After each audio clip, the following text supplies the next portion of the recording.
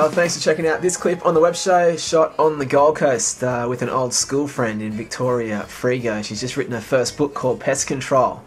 Awesome effort, and I ran into her at a cafe and she was telling me about it. I thought we'd film a quick chat for the web show and find out a little bit about the book and about what she's been up to. So here is Victoria.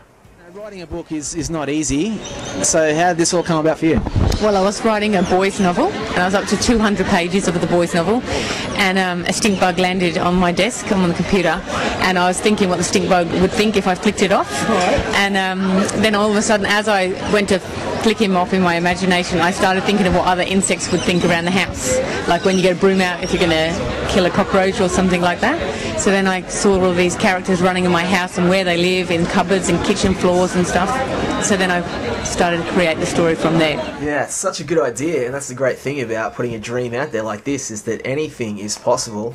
Who knows where it could lead. So it was pretty cool to sit with Victoria and see the proof and find out a little bit more. Tell us a little bit about the story then, because it sounds pretty cool. It's about a bunch of pests that unite in a home together, like an unlikely bunch of pests. They reside in Malibu in America, in California, and they all live together, and they have to live with the clutches of the young children and also the parents that live inside the house. And then they hear about the fumigator that arrives. So once the fumigator arrives, they have to clutch a plan to work out how to survive the planet. So when you're starting off and writing and stuff like this, and you've got a mum. Yeah, I'm a mum. I have 2 boys. Where do you find the time? Has it been hard? Yeah, it's hard, but I think when you get an idea in your head, you sort of just can sit down and write. And you sort of get addicted to writing as well, I think. Yeah. Is it something you're always passionate about, even at school? No, I liked coming up with ideas. Like, I've always come up with different ideas. But I think as you get older, and I sort of wanted to do something back on my own back. And with these ideas that I keep seeing, I thought I'd put pen to paper and write them. It'd be interesting to ask you what kind of stories inspire you then. Do you read a lot of books, or do you have favourite authors, or anyone inspire you to do this? No, apart from a stink bug? Obviously, J.K. Rowling she's fantastic, yep. And I like her story as well. I think that's really a good story, starting from scratch for someone that sat in a coffee shop 10 years ago. Yeah, definitely.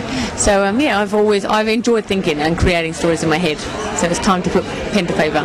Yeah. Now I love asking people, like, chasing dreams, what they'd do if they could live the ultimate. So what would it be for you then? I'm assuming now it's going to be something to do with maybe the next JK. I don't think if that would be quite possible, but I would like to see my ideas in an animated movie. I think my next idea is a really good idea. So I'm halfway through that book at the moment. So an animated movie would be my dream.